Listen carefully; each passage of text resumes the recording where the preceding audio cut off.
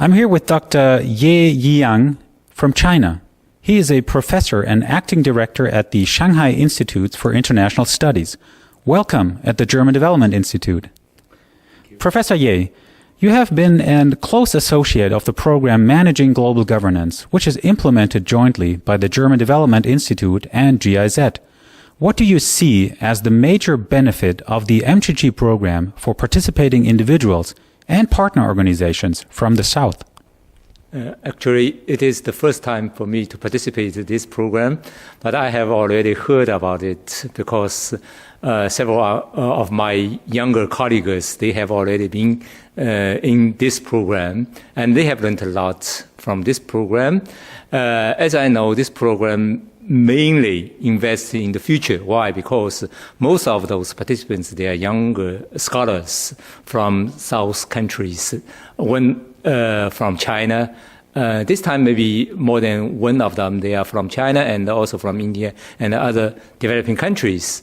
And specifically, I think it's really great for those North countries try to cooperate with those countries from the South, and specifically let those younger generations to know what the global governance should be. And that's a very good opportunities for both of those sides, not only from the South, but also from the North, because through this program, both sides can understand how we can do in the future in the global governance process. A few days ago, the rating agency Standard & Poor's has lowered the United States credit rating for the first time in history. So, will China be the next superpower? Of course not.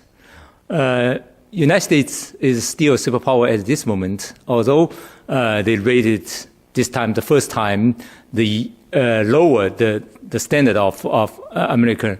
But my personal view is that America is still very strong. It is still a very strong country, a superpower at this moment. Although China, actually, in terms of economic development, has done a very good job, but we are still, just now I mentioned, a developing country.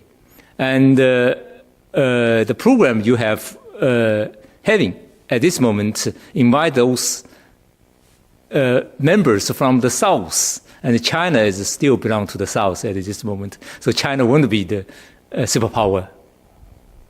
So China will not be the next superpower, but of course China will be more and more important. What does that mean for the participating role of the Chinese people?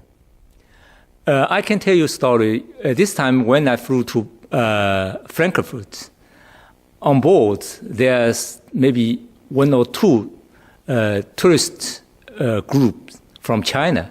They are ordinary people, not from Shanghai, from the inland. So that means during the process of the development in China, more and more people becomes rich, and they can open their eyes to see the world. They can have their tour overseas in Germany as well as in those member states of EU. And I think when I was young, I was not able to dream such kind of tours abroad.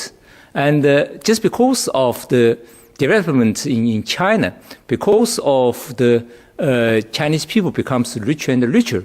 So that I think, although China won't be the superpower, but will be very strong in terms of the economy.